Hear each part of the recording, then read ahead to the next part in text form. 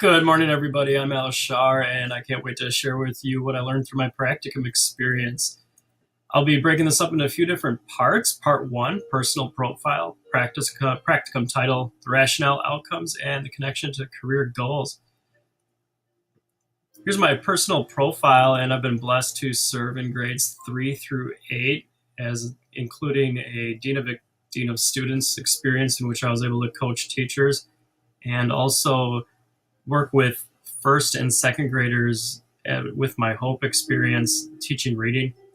And started my master's work in 2016, and I'm stepping on to go full-time at the Center for Urban Teaching as part of their Talent and Recruitment Development Department. Part one is the title and my passion for bridging cultural and gender gaps between African American males and their teachers.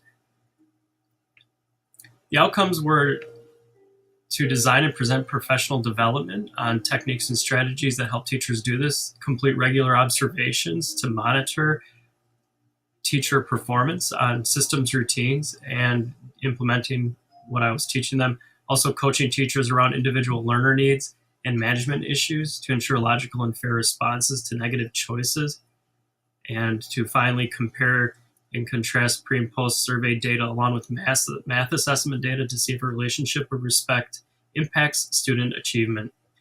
Before we get started, a frame that is helpful to look through is the frame that sets up our understanding for how underserved our African American males are in the educational system.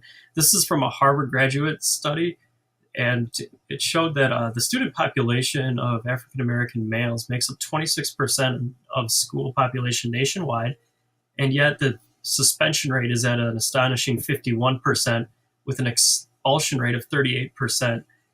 And obviously this is going to impact the graduation rate.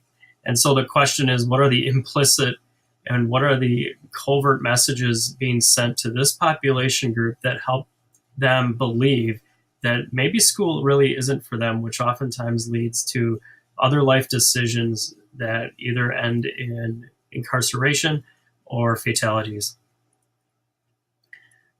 And so looking at the impact that this study had on attendance, time on task in the classroom, which had a direct correlation, obviously, to student achievement, and then teacher efficacy and that relationship between teacher efficacy and student efficacy, which then in turn is going to impact the family and the way the family supports the student due to the student coming home feeling successful because there is a teacher there who is reaching them, and then in turn impacting an entire community that sees the school as being successful for their child and supporting the school at large. So the question, does a culture of mutual respect impact math test scores? Part two, looking at where I spent my time, some key experiences, takeaways, relationships, and the culminating project. So I spent the bulk of my time in training, observations, and coaching. This is a very live study, been making sure I was at key places, at key moments for when student culture needed support and new teachers needed a lot of coaching around how to interact with students who weren't doing the things that they were asking them to do, and observing them, meeting with them, having conversations with them, coaching them in phone calls, and helping them have conversations with our young men. Teacher training on the front end, most of this was, and just instruction on district techniques, systems and routines, expectations. Then also teacher training on the front end, some site-specific training in how I wanted our teachers to interact with our young men, specifically identifying two of them and really honing in on their needs and how to support them. And then 10 hours in research, conducting interviews, development of documentation tools, interviews, again, strategic planning. Some of the key experiences were the district training, major impact on the trauma-informed care, and what are the implications of that, and how through education we can actually give longer life to our Black male population who are currently being underserved and therefore underperforming in academic settings. And then site-specific teacher coaching, instructing my teachers on one of my techniques called DVD. And DVD is essentially a strategy in which students are taught to track respect and what it means to respect, and how listening to others in the classroom shows respect, and really building a culture of family around that technique. And also a 6-to-1. And this is just part of the positive framing piece with a twist in which teachers are trained to continually give positive narrations, and how that is having more and more of an impact in our classrooms. And then teachers were also taught at our site to give incentives, small, medium, and large. Small meaning individual incentives with the use of scholar dollars. Medium meaning small groups in which students were divided into squads or small groups. And then large, there were also large incentives that the class was working towards as a whole. And then finally, teacher coaching around the accountability, holding students accountable, and how to hold teachers accountable to hold students accountable so that problems weren't dismissed or carried on into the next day. Some of the major takeaways were just how huge school culture is when we build cultures of authenticity, transparency, and learning where mistakes are normalized and useful in the learning process, how teacher learning occurs and student learning occurs. Also, just the difference between standards and individuals. Standards are pretty cut and dry, and individuals bring a whole lot more to the equation. And so with every single individual, there's a varied approach, whether it's a teacher or a student. And just how interesting it is to teach teachers who also have a unique gift and talent set to implement the techniques that we're asking them to do. And bottom line, when we're working with kids in the city, especially our young men, how important it is to have that emotional consistency and building relationships around listening, truly understanding our audience.